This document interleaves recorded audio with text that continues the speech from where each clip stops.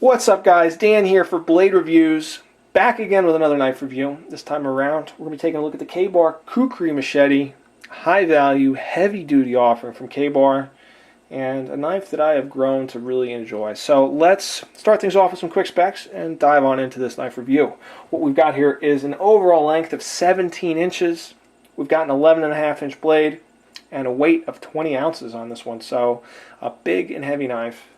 And to help illustrate that, I've got a couple size comparisons for you. So first up, I've got a cold steel SRK.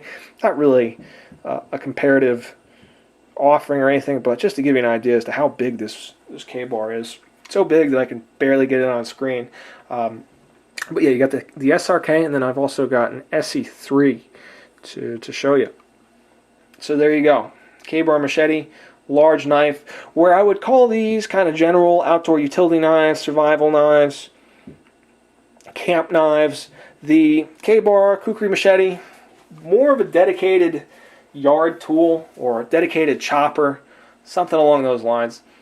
Not something I want to go on a day hike with, and not something that I would, prepare supper with or anything like that either. So I think it's a little more purpose built for heavy duty chopping and clearing. You know, they call it a machete, but if you take a look at the blade stock here, what you see is 0.165 inch thick high carbon stainless steel, or high carbon steel, it's not stainless, and that measures out to just over 4 millimeters thick. So you've got a very thick blade here. It's heavy.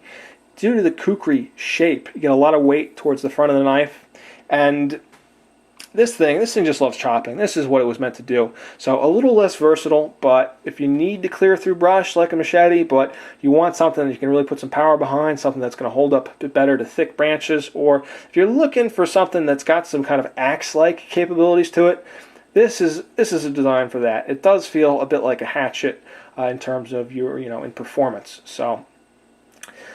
All right, let's talk a little bit more about the specifics on this blade. What you have is a partial flat grind.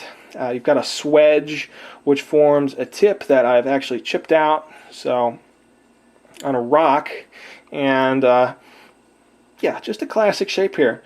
Not much to say about that. Steel is 1085 high carbon, not stainless, like I said earlier, and it's a good steel. It's a soft steel, heat treated to 52 to 54 HRC, so designed to roll rather than chip. Now, I must say, I have chipped this blade out a couple times. My father chipped it, and then I chipped it myself after sharpening out all the chips, and it is what it is, guys. That's going to happen when it goes up against rocks. The rocks are going to chip a blade. But I haven't had any chipping on any wood or anything like that, and the 1085, easy enough to work with. I was able to file out those chips without too much trouble, and that's what you want to see in a knife like this, because it will chip out if you're seriously using it around any rocky terrain or anything like that. Let's talk a bit about the coating here. Being a high carbon steel, it is prone to rust, so you're going to want to keep some oil on it. To help mitigate that, Ka-Bar coated this with a nice flat black coating. You'll notice some wear here along the grind. That's actually from the file when I was trying to sharpen this thing, reprofile it. So that wasn't from actually working with the knife. With wood, just chopping and stuff, wasn't able to wear off this coating yet. It's held up really well, so very, very pleased. Not a cheap Teflon coating or anything like that. All right, let's talk a bit about the handle, which is made of a heavy molded plastic, almost like a high-density rubber. It's got a bit of a rubbery feel to it, but very hard. And this is a large flared handle. Fills the hand well, aggressive. It's got some good grooves on it. You'll notice it has a little bit of a texture to it too.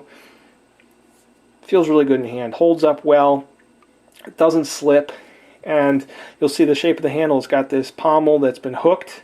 This is great for chopping. I just find the more I chop with it, the farther back my hand just sits, and it just cinches in there, and you are able to keep a good grip on the knife, get a lot of control, and no issues with slipping or losing the knife, having it flat on my hand or anything like that. That said, you do have a lanyard hole here, which I would be smart to use, so it's good that they included that.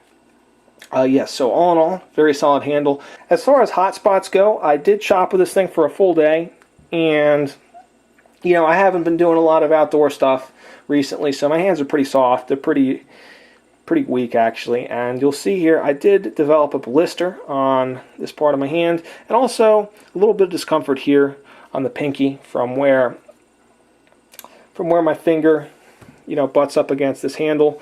But all things considered, I think it's quite comfortable. You know, if I was wearing gloves, I probably would have been able to avoid this thing. If I wasn't chopping for, you know, 6 hours, I probably would have been able to avoid the blister. So I'd say really, it's a pretty comfortable knife. Let's talk a bit about the sheath here. And it is a simple sheath made of nylon and leather. It's all riveted together. You've got some stitching here too. Just a simple, no-frill sheath. Keep in mind, this knife, it retails for around 50 bucks. So, you know, I'm not expecting the world from the sheath. And the sheath is usually where the weakest link is on these kinds of things. But it's actually quite nice. It's a sturdy sheath. It looks good. It works well. It's a little loose in there, but given the limitations of the kukri blade shape, I think they did a good job with it. And nice snaps here. As far as your retention options go, or your carry options, you've got this belt loop here on a D-ring, and then you got another D-ring here to lash onto stuff. And you know, it's nice. It gets the job done. I carry this on my belt, and I can get from point A to point B without the knife falling out. When I need to use it, it's just a couple snaps away.